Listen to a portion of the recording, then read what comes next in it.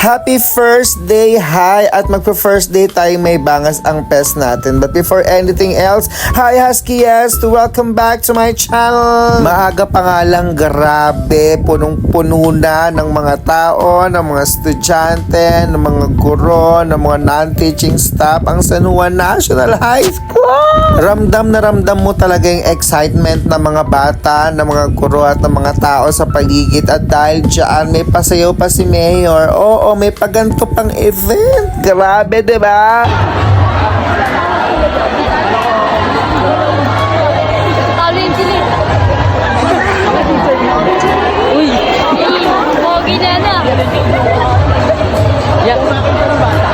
O anong eksena mo dyan? Talagang natapos na nga ang 2 buwang pahinga ng mga mag-aaral, ng mga guro dahil ngayon June 8, nagbabalik na po and official na pong nagbukas ang ating academic year 2026-2027.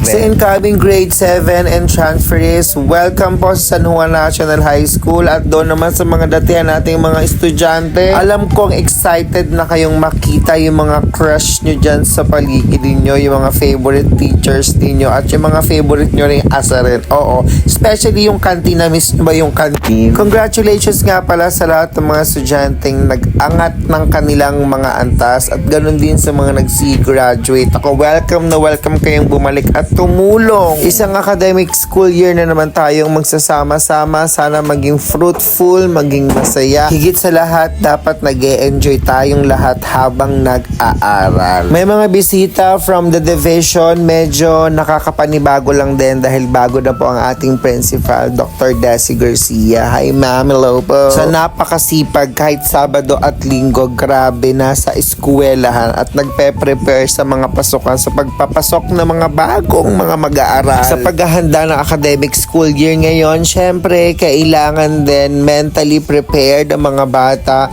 and yung paligid ng paaralan dapat maayos, dapat walang makakasakit sa kanila, harmless po ang ating paaralan and eco-friendly. Kanina din nung nagsalita ang Dr. Desi, pinakilala niya isa-isa ang mga guro sa lahat ng mga estudyante. At dun sa mga grade 7, I think, parang nilibot ng mga SSLG ang buong campus para maging familiar sila dito sa San Juan National High School.